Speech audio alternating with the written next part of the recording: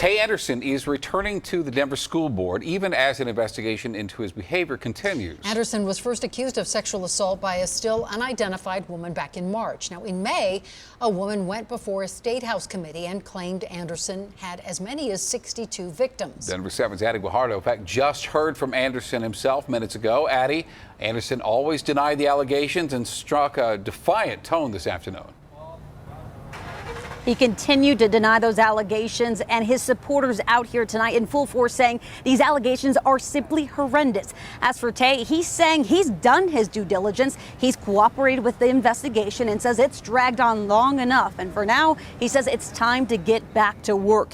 The entire time, Tay Anderson has denied claims of sexual assault, calling them false. He says not a single student has been identified and no credible evidence has been brought forth. Since the investigation launched, Tay has not been charged or arrested for any crimes related to the accusations. He says he has suffered from suicidal thoughts when these allegations came to light. His supporters call these allegations just awful. As for Tay, he says he's committed to the responsibilities he has as a board member. More than anything, our DPS community has been fractured by these false allegations, and I am left and compelled to try to heal the divisions from which this situation has caused. The important work which must be done for the upcoming school year cannot wait any longer for my elected participation.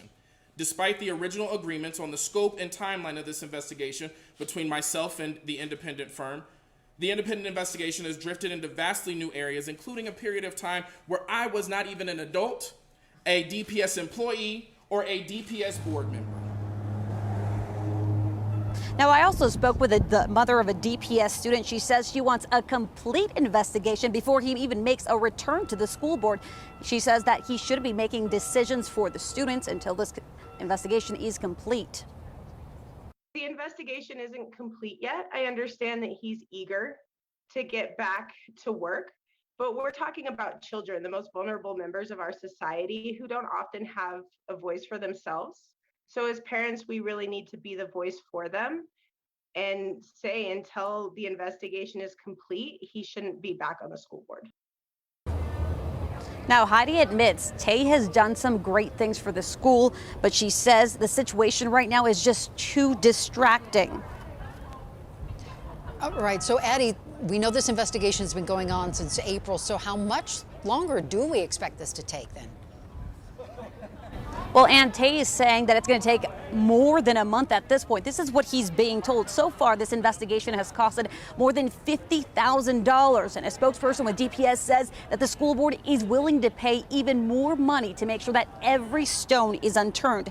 Now, we did reach out to school board members earlier today. We have yet to hear back. We also reached out to DPS. A spokesperson released a statement saying they're aware of the importance of this investigation and resolving the issue, and add that they believe he deserves a due process and a fair investigation.